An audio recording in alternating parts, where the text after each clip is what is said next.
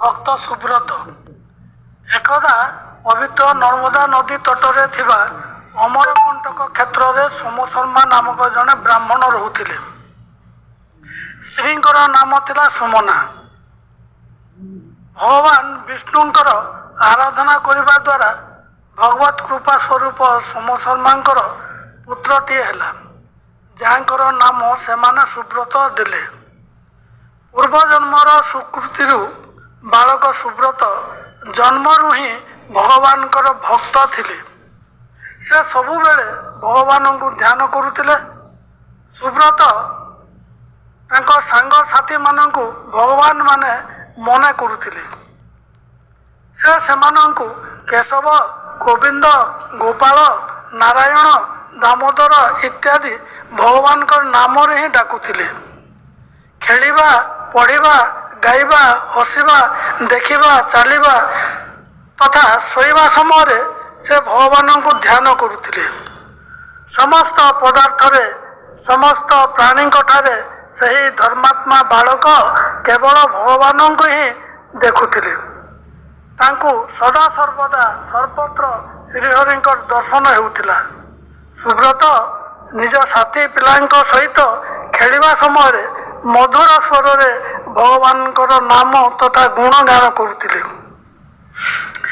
ଯେତେବେଳେ ମା ତାଙ୍କୁ କହନ୍ତି, ପୁଅ ତତେ ଭୋକ ହେଉଥିବ, ଆ ଭୋଜନ କରିଯା, ସେତେବେଳେ ସେ ମାଙ୍କୁ କହନ୍ତି, ମା ଭଗବାନଙ୍କର ନାମ ଅମୃତ ସମାନ ଅଟେ, ମୁଁ ସେଥିରେ ତୃପ୍ତ, ମୋତେ ଭୋକ ଲାଗୁନାହିଁ। ଖାଇବା ସମୟରେ ସେ ଖାଇବା ପୂର୍ବରୁ ସଂକଳ୍ପ କରନ୍ତି, ଏହି ଅନ୍ନରେ ଭଗବାନ ବିଷ୍ଣୁ ତୃପ୍ତ ହୁଅନ୍ତୁ। ଶୋଇଯିବା ସମୟରେ ସେ କହନ୍ତି, ମୁଁ ଯୋଗ ନିଦ୍ରା ପରାୟଣ ଭଗବାନ ଶ୍ରୀକୃଷ୍ଣଙ୍କ ଶରଣରେ ଆସିଛି। ଏହିପରି ଉଠିବା, ବସିବା, ବସ୍ତ୍ର ପରିଧାନ କରିବା, ଖାଇବା, ପିଇବା ସବୁବେଳେ ସେ ଭଗବାନ ବାସୁଦେବଙ୍କୁ ଧ୍ୟାନ କରୁଥିଲେ ଏବଂ ସେହି ପରମ ପ୍ରଭୁଙ୍କ ଠାରେ ସମସ୍ତ ବସ୍ତୁ ସମର୍ପଣ କରିଦେଇଥିଲେ। ଏହିପରି ଭାବରେ ତାଙ୍କର ସମସ୍ତ କାର୍ଯ୍ୟକଳାପ ତଥା ତାଙ୍କର ଭଗବାନଙ୍କ ପ୍ରତି ଥିବା ଭକ୍ତି ରହୁଥିଲା।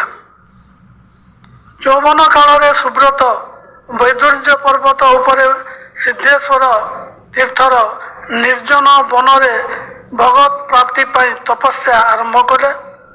ତାଙ୍କ ତପସ୍ୟା ଏବଂ ଭକ୍ତିରେ ପ୍ରସନ୍ନ ହୋଇ ଭଗବାନ ତାଙ୍କୁ ପ୍ରତ୍ୟକ୍ଷ ଦର୍ଶନ ଦେଲେ। ସୁବ୍ରତ ଭଗବାନଙ୍କୁ ସ୍ତୁତି କଲେ ଏବଂ ବର ପ୍ରାର୍ଥନା କଲେ, ମୋର ମାତା ପିତା ସ୍ୱଶରୀରେ ଆପଣଙ୍କର ଧାମକୁ ଯିବେ। ଭକ୍ତି ବଳରେ ସୁବ୍ରତ ନିଜ ପିତାମାତାଙ୍କ ସହିତ ସେହି ନିତ୍ୟ ଧାମକୁ ପ୍ରାପ୍ତ ହେଲେ, ଯେଉଁଠି ମୃତ୍ୟୁ ନାହିଁ।